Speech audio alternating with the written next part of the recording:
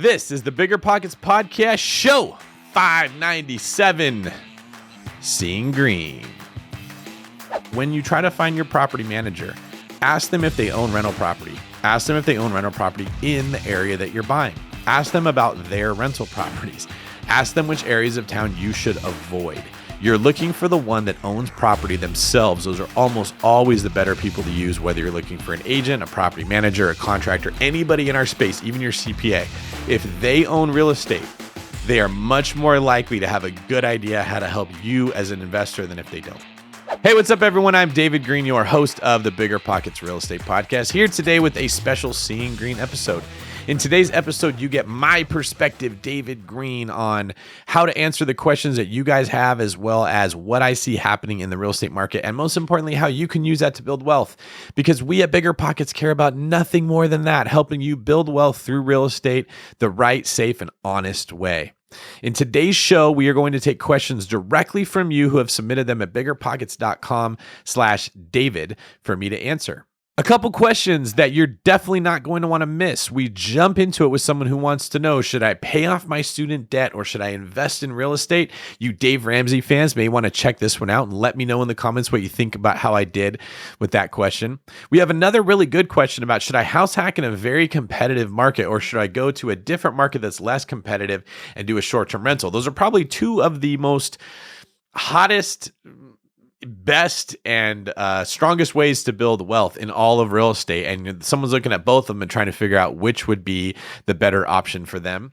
There's another person who asks about, hey, I'm trying to approach somebody as a newbie and I want them to partner with me. What are they going to be looking to see? And then one of the best questions of the whole show has to deal with your relationship with your real estate agent. And this person wants to know, hey, what's fair to expect? Should I be looking up properties and sending it to them? Should they be looking up properties for me and sending them to me and getting my opinion on this? I don't want to be a jerk, but I also don't want to know what's expected. I'm tired of doing all the work and just sending it to my agent. And guys, unfortunately, this is how it goes a lot of the time when you're buying real estate. So I do my best job to tackle that question, give some advice on how to make that relationship better. And then I share what the David Greene team does with our clients so that we don't have that same problem. If you're new to this podcast, I want to welcome you. Please subscribe to it. If you go to biggerpockets.com, you'll find an entire website full of more resources just like this one to help you get started on your wealth building journal. There's over 2 million members. We have the best blog in the world. We have the best forum in the world where you can go on and you can read questions specifically written by real estate investors that other people have answered. Tons of information. I know real estate can be scary, but it really doesn't have to be. Today's quick tip is going to be, I want to take you with me everywhere you go. Do you like this strong, sultry, deep, and semi-nasally voice? Do you wish you could be hearing me all the time? Well, you can, because you can listen to the podcast everywhere, and I want you to. In fact, I think that you should buy some AirPods to put in your ears so that even when you're not in the car, you can still listen to me and BiggerPockets. Okay, I'm not really that grandiose, but I do want you to continue your real estate investing education all the time. If you go to biggerpockets.com/podcast, you'll see we have a revamped page where we have brought more content, curated actual episodes that are sort of ranked in a way that you can find them on the topic that you really like, and then more resources for you regarding this podcast. I would also like to highly encourage you to take one of the boot camps that BiggerPockets offers you or attend to go to BPCon. Do something other than just listening from the outside. I like that you're listening to me. I want you to keep doing it, but it's kind of like the person that's peeking in through the window and they're listening to the people on the inside. I want you to get through that door, get in here with us and become a part of this group. And you can better do that by getting connected with some of the resources that BP has. All right. Before we get to the show, I just want to encourage you all again to please follow us on YouTube at BiggerPockets and leave me a comment in the comment section letting me know what you think about the show, what you'd like to see more of, anything funny, cool, creative that you can come up with. We want to feature you on the show. And if you'd be so kind, please go to biggerpockets.com/David and submit your question for me to answer on this show. If you like the show, let us know. If not, let us know that too. All right, that's all I got. Let's get into the questions.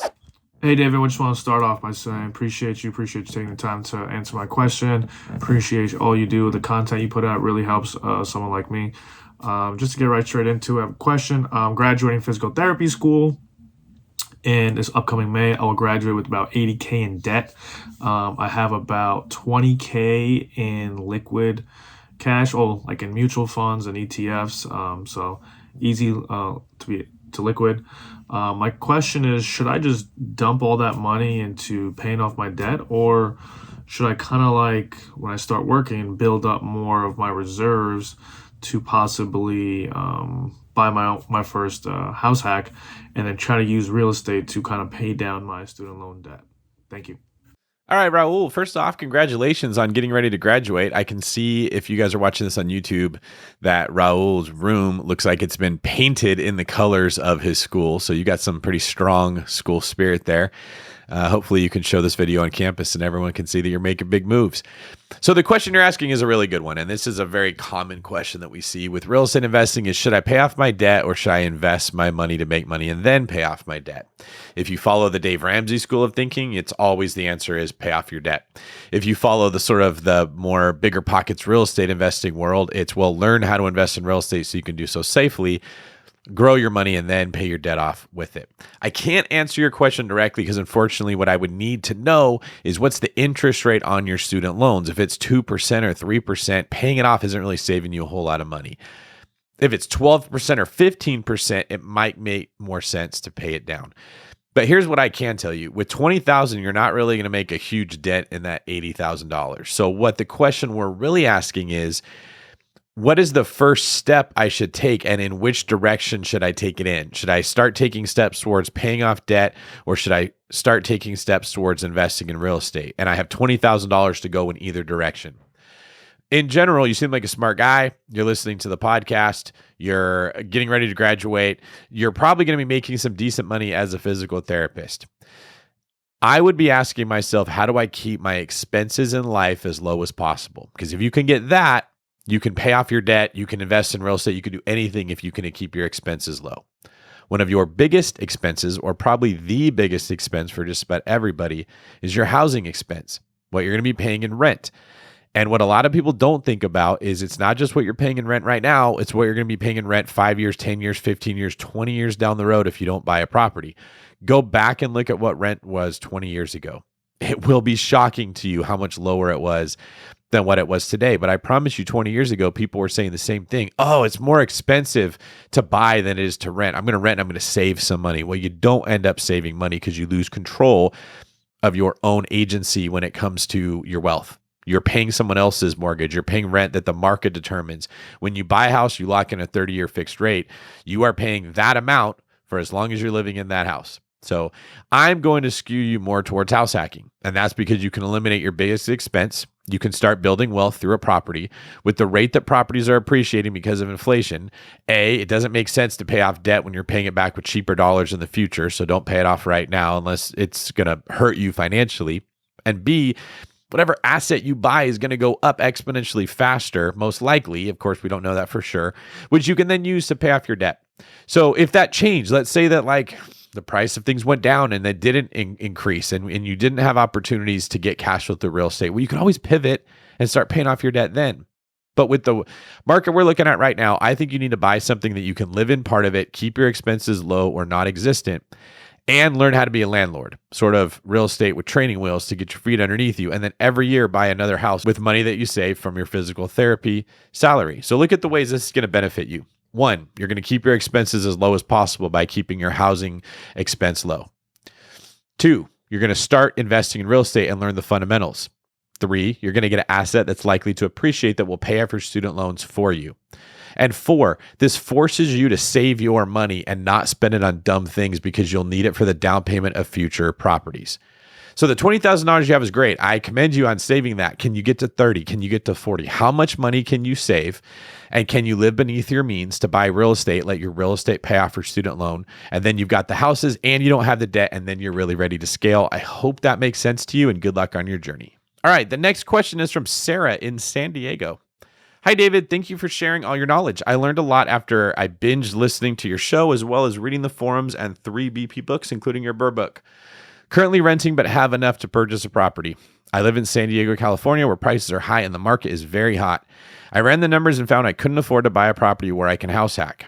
I looked into other options and leaning towards getting a vacation home 2 hours away next to a popular tourist destination and do short-term rentals. I really like the area, but couldn't move there as there are no jobs available for me. With the same capital, should I? Option 1, compete and buy a 1-1 condo in San Diego, then rent it out after a year. I'll have higher monthly payments of over $800 compared to now. Properties in the last 2 to 5 days after being posted. Or option 2, stay in my apartment where I am paying below market comps and buy the vacation single family house short-term rental, which will cash flow $2,000 monthly conservatively after running numbers and checking rental projections, then save enough for down payment for another house, a short-term rental, or a primary home. Appreciation forecast for San Diego is 28.7%, while the short-term location is 23.3%. Even after the capital, I will have enough reserves for 1 year. I hope you can help me decide which option is the best. Thank you again for your time. All right, Sarah, the short answer I'm going to give you, based off the numbers you gave me, the short-term rental makes more sense. The cash flow is much stronger. The appreciation is pretty similar, and you can get in faster without falling behind. So if everything you said is completely accurate, it probably makes more sense for you to get that short-term rental. I'm not sure that the way you're looking at it is entirely accurate. So one thing to think of, if you're buying in San Diego, your amount of money you're going to put down is significantly less than if you're buying the short-term rental, because you can buy it as a primary residence. So you could put 3.5% down, 5% down, 10% down. Not 20, 25, 30% down that many lenders are requiring for short-term rentals that are going to be investment properties. So even if the price point is lower on the short-term rental, your out-of-pocket expense could be higher because you have to put a higher percentage down on the house. You also don't solve the problem of the rents that you're going to pay going up. You said you're currently paying less than market rent, but that isn't something that you can control forever. And you may be stuck, unable to live in San Diego if your current living situation changes and you don't own a home. So I would say, can you find something in San Diego that you can make work? Don't look for the triplex that's already ready to go. Can you find a house in San Diego that has a basement you can live in and you can rent out the upstairs? Or maybe you turn the upstairs into 2 different units and you rent those out and you live in the downstairs. Can you be creative with getting yourself a primary residence in San Diego, if that's where you want to live, that no one can ever take it away from you, that you can stay in that property as long as you want? And if you do choose to leave, you have a rental property where you can rent out all the units. If you cannot, the short-term rental option is your best bet, and you're going to have to keep buying those because you're going to need that income from those short-term rentals in order to help cover the cost of your rent if you want to stay living in San Diego. There's also a little bit more risk with the short-term rentals because you don't know if that area that you're talking about, the tourist destination, is going to allow it forever. They may outlaw short-term rentals. They may only allow a certain amount of them. They may say you have to get a permit, only issue a certain amount of permits. Like, it may look good right now, but the scary thing with short-term rentals is what's it going to be like in the future. So that's just something to keep in mind. I'll sum that up by saying, if you can, I would rather buy in San Diego, get at least one property there, and then start looking at these short-term rentals. If you can't, go after the short-term rentals, but do it aggressively and keep looking for property in San Diego at the same time. Hope that helps, and thank you for your question. Hey David, how you doing? Always love your content. Seeing Greene episodes are definitely awesome. Thank you. Keep it coming. So my question is related to realtors and kind of what an investor can expect typically. This is just a curiosity now in today's market.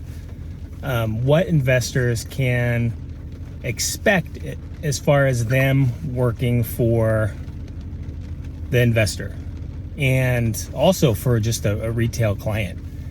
You know, is it reasonable to expect that the realtor is going to go out and actually look for something for you and try to find what you want and send you listings? Or, like a lot of times in our experience, you know, you just kind of set up a portal and they set you free.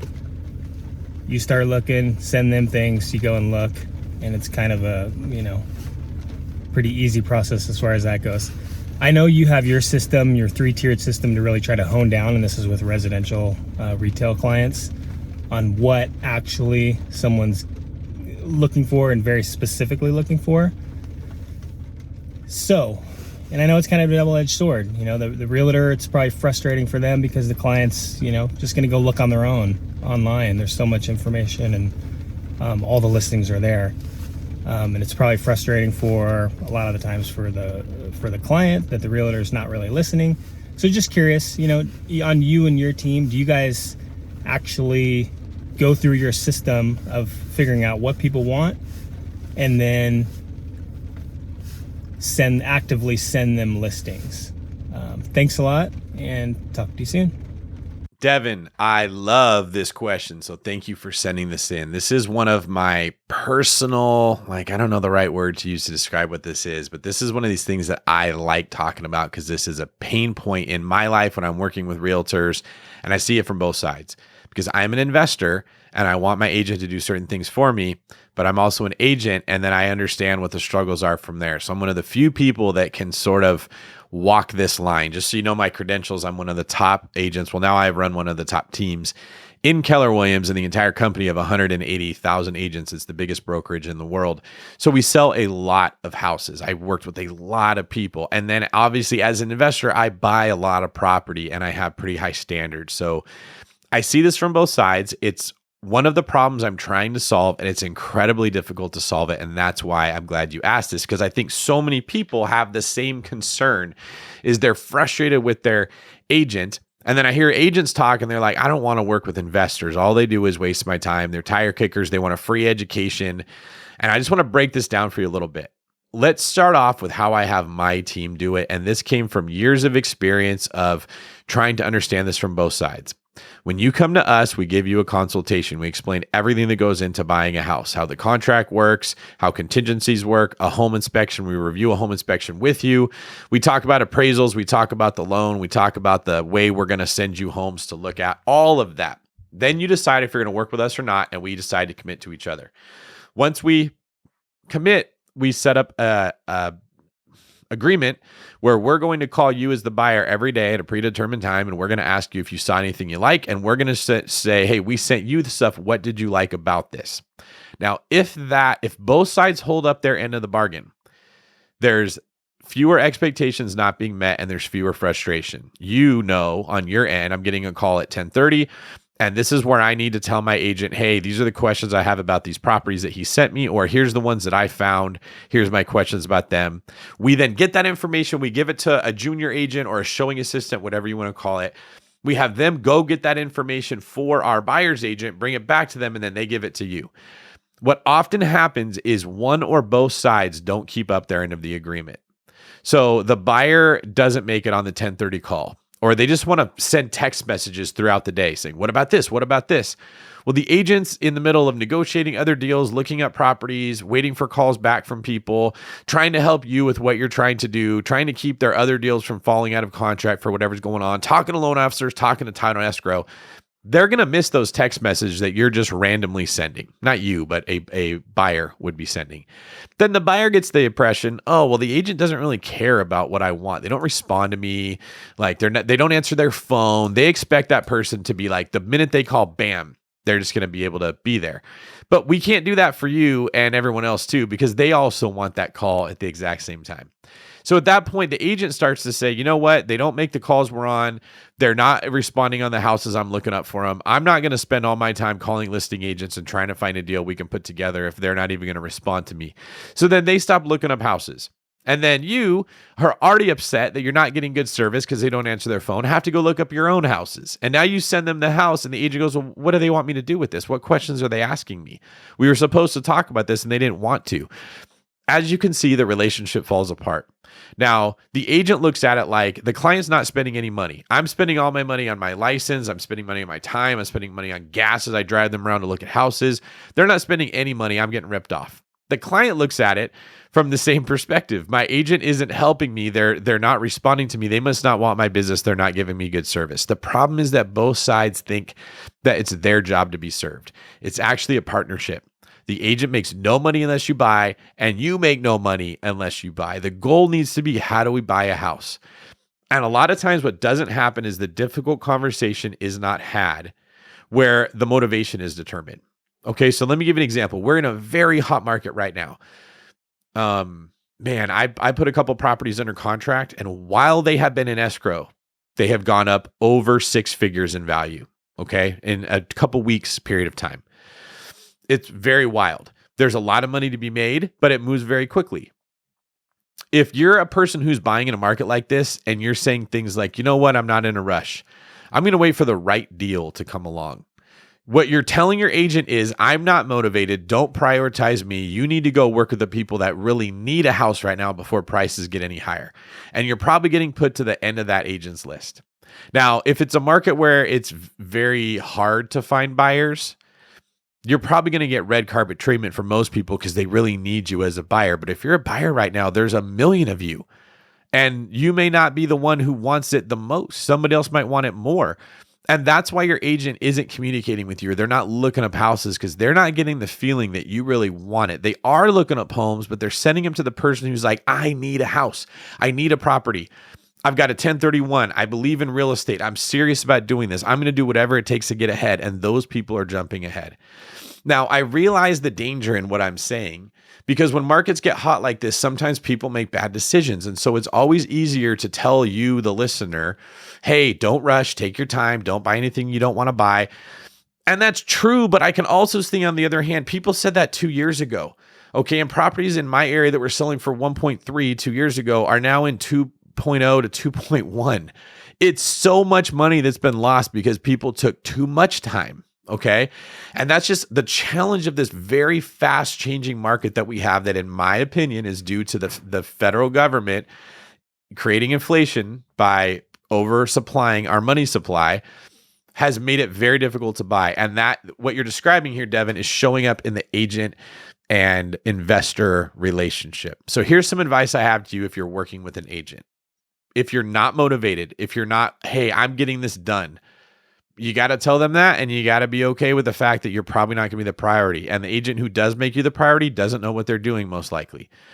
I would say that you have to ask yourself, are you in or are you out? You can't be halfway in between in a market like this, unless you're in an area that just isn't appreciating as much, maybe somewhere in the Midwest where it's not as competitive. If you are an agent, you need to be very clear with your clients about what you will and will not do. My agents are trained to have difficult conversations that nobody wants to have. They will say, hey, I've brought you 4 deals. The offer that you said you wanted to write was not realistic. I talked to listing agent and they said they had better offers with better terms, and you still submitted that bad offer. I don't think I can help you. And then we let the client decide, do they want to change their strategy, or do they want to just say, hey, now's not the time for me to buy? But those very direct conversations are not had, because realtors want to be liked, and investors are afraid if they anger their realtor that they won't get good service from them. And so they end up in this limbo. So as far as what we do, we are very direct. We do look up houses for our clients. I have a whole team of people that literally all day long, junior agents that are not getting paid, are in the MLS looking at possible house hacks, looking at possible investment properties, trying to figure out, can we get this house for our client? They are giving it everything they have. And the average buyer probably doesn't understand how discouraging it is when they finally find the right deal and the listing agent says, yeah, we'll take an offer today. And we put it in front of the client and they go, oh, I don't know, I need to think about it. Oh, that's a good idea. Let me noodle it over. Or, oh, I think I like it, but just not quite enough. I'm just not going to buy. I'm not ready yet. Well, they didn't tell us that before we spent all the time looking, right? So that's where the relationship tends to fall apart. You do want an agent that is actively looking at properties for you, but you have to understand, if they find it and you don't move on it, you are telling them, don't prioritize me. So I think how this problem gets solved is that both sides recognize what the other is looking for, and we're more honest with each other up front about what we can give. Thank you, Devin, for asking this question. I can sense your frustration. I'm sorry it's like that. If you're in California, please reach out to us and let us help you with this problem. And if you're not, maybe you could get one of my books written for agents and give it to your agent and say, hey, I'd like service like this. All right, everyone, we've had some very good questions so far. Thank you for submitting them. We're going to answer some more questions in a little bit, but before we do, in this segment of the show, I like to read off some of the comments from the YouTube channel. So if you're not watching this on YouTube, I would recommend you to subscribe to BiggerPockets on YouTube and follow us there. It's not just the podcast, but there's all kinds of other content related to helping people make money through real estate that you can be checking out if you follow us on YouTube. I also like to read the comments on the shows and see what you guys are saying. I want to hear what you liked, what you didn't like, what you want to hear more of, and what you thought was unnecessary. We read all these comments, and some of them aren't very serious, but if you are leaving serious comments, I want to thank you. In this segment of the show, I'm going to read some of these comments, let you know what you guys are thinking, and I want to highly encourage you to leave me a comment on this episode and let me know what you liked or what you'd like to see more of. First comment from Daphne Hill. Love these shows, David. You are a natural teacher and never make guests feel like their questions are dumb or have been answered hundreds of times before. Thank you. Well, thank you for that, Daphne. I don't think these questions are dumb, and who cares if they've been answered hundreds of times before? Most questions in real estate are not new. In fact, almost all of them have been asked before, but you're here on BiggerPockets to get them answered for yourself, so keep them coming. From @Firsty. I don't know if this is like I'm first or I'm thirsty, said like a child. Hey, David, thank you for all the value that you provide on a weekly basis. I have learned more from you alone than all other real estate investing resources combined. Well, thank you. My question is, when I just started out with your first property, how do you claim rental income from a personal residence on your taxes? Will a lender use income generated from your personal residence to lower debt to income ratio when trying to finance your next house hack? I have had no luck with my local lenders as they don't consider my own residence as an asset that can provide rental income. Also, can you claim rents from your personal residence in your personal name as opposed to needing to create an entity to name the house hack as a business? I'd love to hear your feedback from this. Much love from North Carolina. All right, so Firsty here is actually asking a question in the comment section, and Firsty, you're going to be rewarded for that. So it sounds like what you're trying to say is you're willing to claim the rental income that you're making, but it's coming from your primary residence, meaning you're probably house hacking and renting out the rooms. Okay, so here is the best answer I can give you. I'm not sure if they're going to include it or not. Some loan programs and some underwriters will take income that you are claiming on your taxes and use it, period. Others will say, oh, it's your own primary, you can't claim it. In many cases, I've seen that they will let you claim that income that's coming from your primary residence. The problem is most people don't claim it on their taxes. So what we typically see is someone, their debt to income doesn't qualify, and they go, oh, well, I'm actually making $2,000 a month from renting out bedrooms in my house. And we say, well, it's not on your taxes. Well, I am making it, so can I just declare it now? And that's the problem. So if you're making money renting out your house, you should be claiming that on your taxes as income. And in many cases, the lender will use that because it shows up on your taxes. That's the key that I want to make here. It's not a guarantee that it's always going to work, but in general, if you're not claiming on your taxes, you can't use it. If you are claiming on your taxes, you can use it. And this is primarily for conventional loans because conventional loans are usually bought by government-sponsored enterprises like Fannie Mae and Freddie Mac. That means the government gets to create the guidelines that they're going to buy loans from, and then those guidelines are passed to underwriters, which are passed to your loan officer, which are ultimately passed to you. So moral of the story, stop trying to save money on taxes by cheating the system if you're trying to buy more real estate. If you are being told by a lender that they can't use it, my advice is you find a mortgage broker. That's what we do. So we're not just a bank that lends out our own money. We go find different banks, find the one that has the program that will work for what you're trying to do. And then we set you up with that bank, and then they pay us for the service that we provided by bringing you to them instead of having you do it. So a lot of the time people are just doing their own work. They're calling bank after bank after bank, and they're saying, hey, can you do this? Hey, can you do this? And then they're asking questions like this to me. Hey, can we do this? You just got to find the right mortgage broker that will tell you, well, no, you can't with them, but yes, you can with these ones, and we'll set you up over there. So look for a mortgage broker when you get told no. And if you want to reach out to me, I'm happy to get you connected. All right, next question comes from Mr. Ribeye. This is funny. Dang David Greene, grinding like Stephen A. Smith. Give the man a break, BiggerPockets. Apparently, Mr. Ribeye thinks I'm working too hard, and I really appreciate that, but it's not hard work when you're having fun, man. This is a blast. I love doing the show. I love hosting the podcast. I'm finally getting to talk on the mic now that Brandon's gone. Don't tell him that, but you guys all knew I got maybe like 3% of mic time when Brandon was here. So I am loving it. Keep your questions coming. BiggerPockets.com/David. Also, very funny screen name, Mr. Ribeye. All right, our last question is coming from the comments on YouTube from Vinod KMR. As you keep buying properties that would appreciate good long-term investment locations, right after the bat, Vinod, you're a man after my own heart. How to manage paying the property taxes for all the homes you're buying, which keeps increasing as you keep buying more and more property, and there's no cash flow to save towards payment of property taxes. Any ways to reduce property taxes or such? It sounds like what you're saying here is you're buying properties that don't cash flow because you're not including the property management as an expense in your expenses. So if you're buying something and it's paying for the principal, interest, tax, and insurance, PITI is what we call it, that's not actually cash flowing. You also have property management, you have property taxes, you have homeowners insurance, you have some other expenses like maintenance and vacancy that you have to account for. I don't have this problem of not being able to pay property taxes because I include the property tax as an expense in the home. It sounds like you might not have been doing that. And so you've been buying properties that don't cash flow, but the property tax is not impounded, meaning it's not collected every month in your payment. So you have to pay it every 6 months and then you don't have any money set aside to do it. So you're coming out of pocket. I don't know any way to reduce your property taxes. That's usually not going to happen. In fact, they typically only go up. So in some areas like mine, they only go up, at least right now, we'll see what California does with this, but they only go up when the property changes hands. So if I go buy a new property and someone else bought it at $300,000, they're paying taxes on the $300,000 price. Well, if I go buy it for $1 million, I'm now paying taxes on $1 million price. Taxes go up, but it's very difficult to get them to go down. I've seen this happen during a recession. So in Contra Costa County in California, the tax assessor, I believe his name was Gus Kramer, came under a lot of fire because when the county needed money the most, he was going and reassessing people's homes at lower values to lower their taxes during those hard times.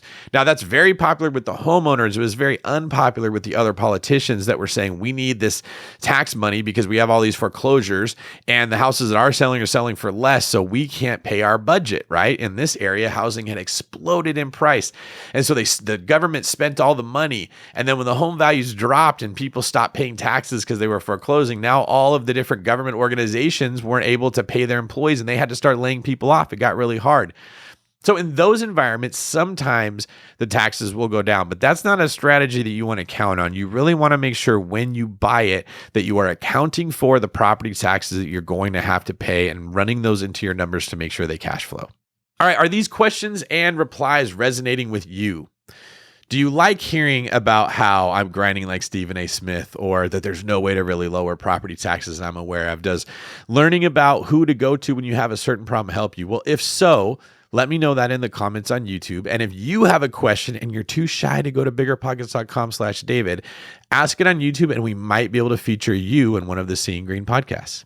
Hey, David. Thanks for taking the question. Big fan of BP and the pod. So my question is around inflation and interest rates. So you've been talking a lot on the show about how inflation is going to continue to drive home prices up, in the next, say, 12 to 18 months. And I definitely understand the logic behind it. But I'm curious with the Fed indicating that they're going to continue to raise rates, how you think that's going to offset the inflation. Basically, my two partners and I are trying to figure out if we want to refinance a property and try to pull the cash out. And it's in a secondary market. It's in Manchester, New Hampshire, so it's not really a primary market. If we should refinance it, pull the cash out, and continue holding it, or if we should sell it and we'll probably get close to 100% ROI on the money that we've invested in it already, and maybe bring that down closer to Boston where I live, and obviously it's a much greater appreciation market. So I'm curious how you think inflation and interest rates will be affected over the next 12 to 18 months. Thank you. All right, Brandon, this is also a really good question. Before I answer it, I just want to talk about this whole inflation thing. To be perfectly honest, I don't know what's going to happen. I don't have the crystal ball. Nobody does. To be even more honest and maybe transparent as opposed to honest would be a better word. Nobody in my seat likes to answer these questions because if we're right, everyone goes, okay, and that's fine. He was right. He's supposed to be. He sits in the chair of the podcast. If we're wrong, they come after you with pitchforks and they want to chase you out of the swamp like Shrek. And so no one answers these questions. They tend to avoid ever giving a direct answer. And when I was in your shoes, I hated hearing someone say, I don't have a crystal ball. And then it was followed by a bunch of big fancy real estate terms where they gave a non-committal answer. Like when a politician's asked something they don't want to answer and they just say a bunch of words, word salad that doesn't actually amount to anything. So I'm not going to do that here, but I do want you guys to understand that I don't know for sure.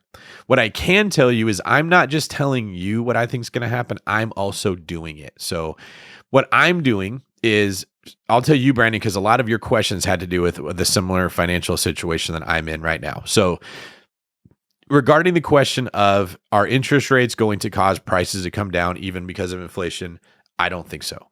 I don't think interest rates are going to have much of an effect on it at all. And the reason is there's not enough supply. Okay. When you have to buy gas for your car, do you stop buying gas because it becomes more expensive? Because that's what happens when interest rates rise, mortgages become expensive. So the idea would be if rates go up, housing prices become more expensive. So people have to sell their house for less. Prices have to come down because rates went up. But is that what happens when you buy gas for your truck? I'm assuming you have a truck. I don't really know that, but you look like a truck guy. Probably not. Maybe you drive to less places, but the places you have to drive, you're still going to go and you're just going to pay whatever gas costs. You have to do it. When it comes to housing, you might have a few people that might buy less houses than they normally would, but there are so many people that need to buy a house, they're going to pay whatever it costs to buy that house. And the problem is supply. There is not enough homes to buy. If we had an even amount of supply and demand, when prices went up, making homes more affordable, you would see what you're talking about happen. The problem is we're all looking at it from this equilibrium point where if one little thing changes, the rest will adjust, but that's not where we are. It's like this, okay? It's like the kindergarten teacher sitting on the seesaw and the little tiny kindergartners on the other side, and nothing's going to happen because they're not heavy enough to get that thing to balance out. Our supply issues are so big that the people that are in the position of being the buyer, the demand has no chance of being able to catch up. And that's the problem we have. So no, I don't think that rising interest rates are going to make hardly a dent at all in the price of real estate. Now, the second part of your question gets more interesting. And this is where you're asking, well, what's the best play? Not just should I play? Because I think by now, most of you can tell I'm all for playing. In fact, I've been on record as saying, I think this might be the best market we've ever seen to buy real estate in, even though we think we're at the top of it. All right. Now, that's very interesting. So here's what I'm doing. I have some properties that I bought in California 10 years ago or so, and I've done very well with those. Just not really me, just inflation made me do very well with those. Similar to this property you have with your partner, and you're trying to figure out, should I sell it or should I refi it? Okay. My thought is you sell it if it's a house you don't want or in an area you don't want to be. That simple. Doesn't matter whether you are, the answer is always, if you have equity, you sell instead of refi. Now, sometimes the question is, do I sell or refi or do I just hold? That's a different question. But if you've decided you're going to make a move, you keep it if it's an area you like, and if it's a house you like, you dump it if it's not, and then you put the money into a place that is an area you like and a house you like, and it's really that simple. One of the things that makes these houses in California properties I want to keep is because of the continued appreciation. They keep going up in value, and I don't think it's going to stop. So I chose to refi them. Now, I refied out of a 3.6 or 3.7 interest rate into a 5.5 interest rate. Okay, so my rate jumped nearly 2 points in order to do a cash out refi. And to many people, they would say, why would you do that? It's going to hurt your cash flow. And I understand that. But it's because the money that I take out of them is going to earn me so much more cash flow than what I took on by increasing the mortgage. It's not even close. And I'm going to make more appreciation. Now, this is similar to you because you're thinking about selling the house that you have or refinancing it. But what I loved is that you said, put the money back into Boston where we're going to have a higher appreciating market. And that's what I'm doing. I'm taking that money I pulled out and I'm going into markets that I think are likely to continue to appreciate in both the rent amount that we can get and the value of the asset that's going to appreciate. And I'm going to keep the stuff I have appreciating in California. I'm going to buy new stuff that appreciates somewhere else. And I'm going to just amplify what I'm doing. Now go to the other side of the country. I've got some other properties in the South that have done well, that are cash flowing very strong, but they're not going up in value like the California houses did. I am selling those ones and 1031ing into property that is going to appreciate more. So I've got the same problem. Do I refi or do I sell? Well, these are the ones I'm refining and these are the ones I'm selling. And this is why. And the reason I'm making moves like this right now is because I do think inflation is going to keep going and going and going. I don't think it's good. I don't like it. I'm actually kind of mad about it, but it doesn't do me any good to be mad about it. It just makes sense to see what's going on and make the best decision you can. Robert Kiyosaki gave some advice at a speech I was at one time, and I've never forgot it. And he was talking about politics. Everybody has a side they take in the political arguments, okay? And he was saying it's like heads and tails on a coin. Who's right? Who knows? But there's a third side to a coin. And that's the edge. So if you stand a coin on its side, you've got heads on one side, tails on one side, and then a tiny little ridge, okay? The best place to be when it comes to money is to stand on that ridge, to see the head side, to see the tail side. You can see both sides, and then you make your moves based on how you see the game playing out, and you try to stay as objective as possible and not get caught up into the emotional side of it or the righteous side of it or how you think the country should be run. You can't really control that, so you focus on what you can control, and you play the cards the way you see them being dealt. Thank you for asking that question. That was very good.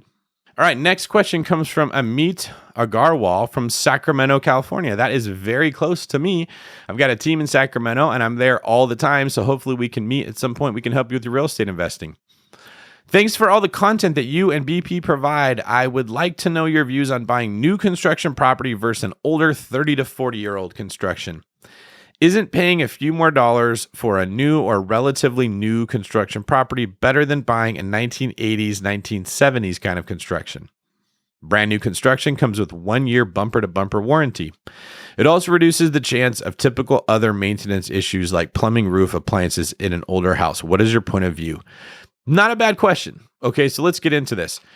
Where do I want to start? The first would be new construction does come typically with a 1 year warranty, but during the first year is when you're never going to need it. What breaks in the first year? So I don't really put a whole lot of value onto that. I'll just say that as a caveat. As far as the direct question of is newer better or is older okay? Let's look at how it affects the value of property as well as how it affects the time you're going to put into that property. If you're buying multifamily property, I see the year, they call it the vintage, the same thing that they use with wine, is much more important. And that's because if you're buying a multifamily property with 80 different units, you have 80 different HVACs or 80 different plumbing areas, 80 different electrical components. There's a lot of things that can go wrong. And the longer that it goes, the more of a headache and money you're going to spend fixing all these individual components. You also see with multifamily investing that people want to spend as little as possible because they bought it for the cash flow. They bought it to run it as a business. Now move into residential. Most residential homes are not owned by investors. They're owned by people that live there. So they're not going to be as cheap when something breaks. They want air conditioning. They're going to get a new air conditioner. They don't want their house to leak when they want to take a shower. They're going to get the plumbing fixed. So you tend to see less deferred maintenance, at least in my experience, in the residential space than what you do in the commercial space, where you have just more sort of slumlords that are trying to avoid having to ever dump money into their property. Another thing I'll say is that in some areas, newer homes are valued higher than older homes. So in an area like California, where we have limited supply, it's built out, we like to say. There's not a lot of places in Northern California or even in the nicer parts of Southern California where you can build new homes. They just already built in the best areas. And the location is more important than anything else. So if you're trying to buy in Huntington Beach, in Hollywood, in Malibu, or if you're in Northern California, trying to buy in San Francisco, you're trying to buy in San Jose, there's not a whole lot of areas to build. So you're more interested in getting in the location you want with the shorter commute or the more valuable real estate. And if you got to buy a really old house, you don't really care as much because you don't have any other options. It's either an old house or no house. Now let's take this to like Central Florida. Construction's popping up everywhere out there right now. There's tons of stuff being built because they have tons of land. Okay. You have options there. You can buy a pre-sale or editor, cut that out.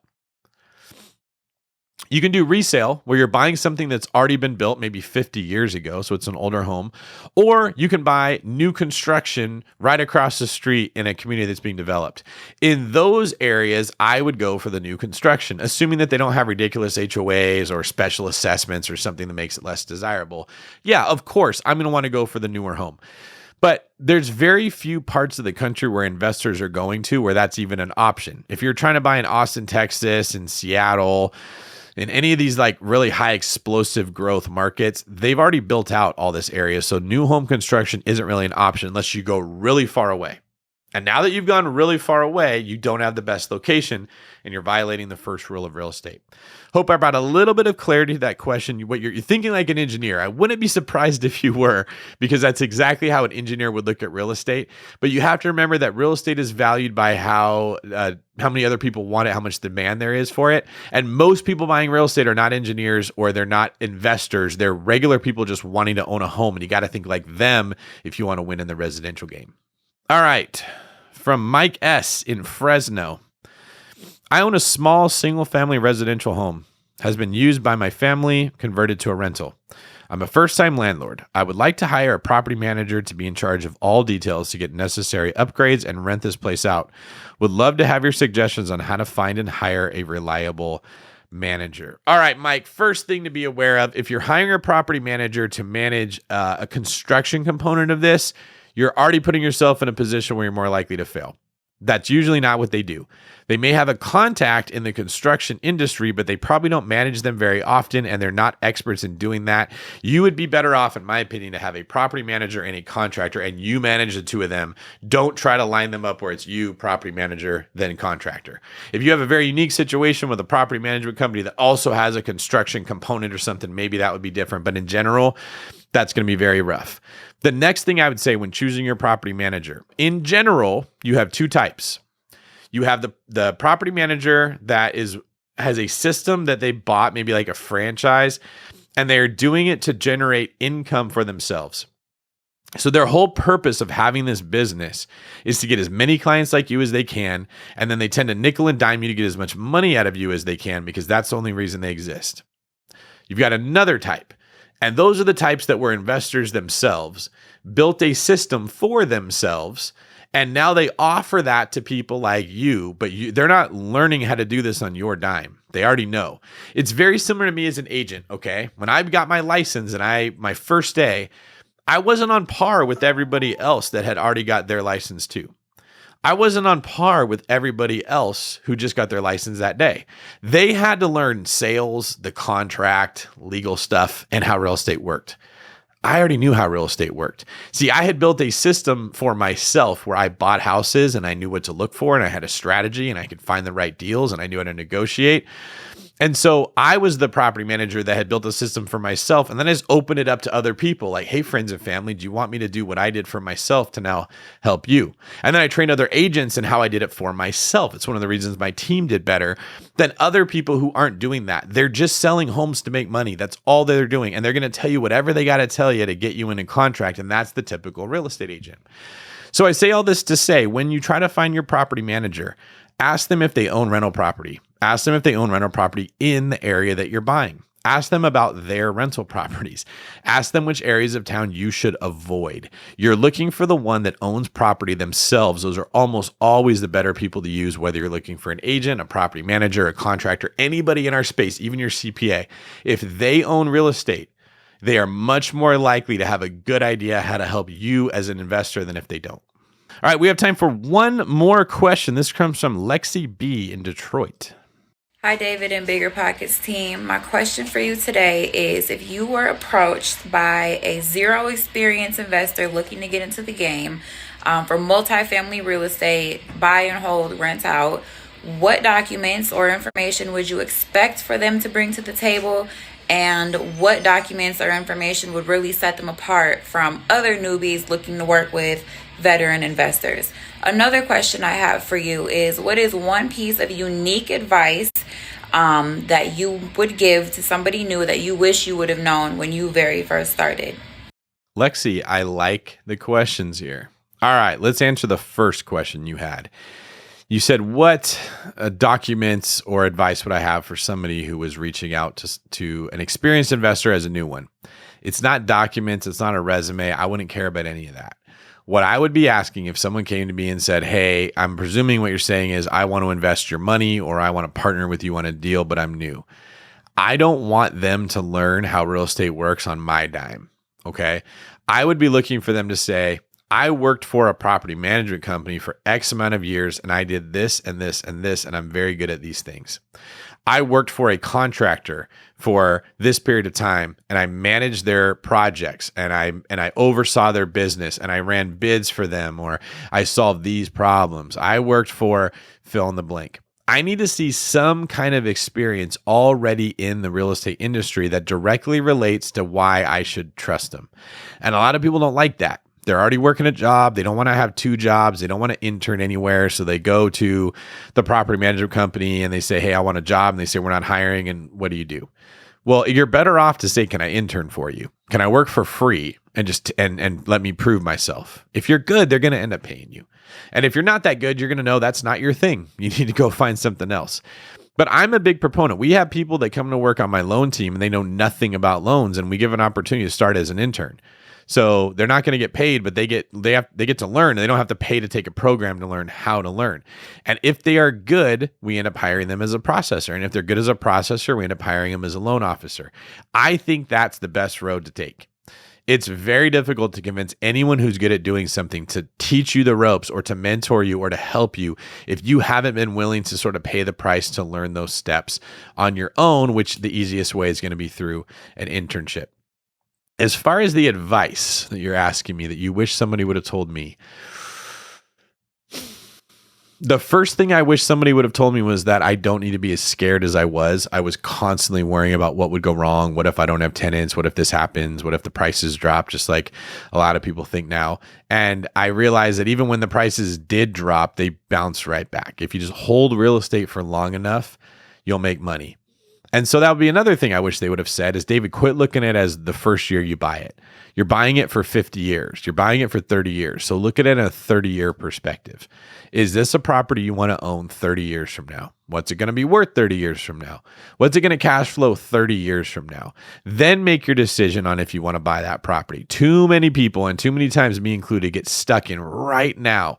I mean, I can tell you about deals I bought 8 years ago, and it was, I paid $110,000 and appraised at 130, and I was, yes, I crushed it, right? I got it below the appraised value, and now it's worth 270, 310. Like, what is the difference? It doesn't matter what it was worth when I bought it because it doesn't stay at that value forever. So I put way too much emphasis on just trying to get the best deal. And I should have just been buying more properties in better areas and then managing my own finances so I could pay for them if something went wrong. I would definitely advise taking that longer term approach and not getting caught up in the minuscule minutia of right now. All right, that is the end of our show. Thank you again for everybody that submitted a question here. And thank you, the listener, for hanging out with me and letting me be the one to kind of teach you what I know about real estate. I sincerely hope that listening to this has given you some confidence to take action, has given you some clarity where you may have had some confusion, and has fueled your drive to invest in real estate and to play the long game when it comes to building your wealth. I love doing this, so I give you a sincere thank you for giving me your time. Please, like I said before, give us a comment on YouTube. Tell us what you think about this show. Also, leave a rating or review on iTunes. If you want to know more about me, you can find me at davidgreen24.com, or you can follow me anywhere on social media at davidgreen24. You can also message me directly through the BiggerPockets website, where I do my best job to keep my inbox as clear as I can with all of your questions. If you would like to talk with me about us representing you in California on real estate, finding you an agent somewhere else, helping you get pre-approved for a loan, whatever it is, send me a message. I'm happy to speak with you and get you connected to whoever I know.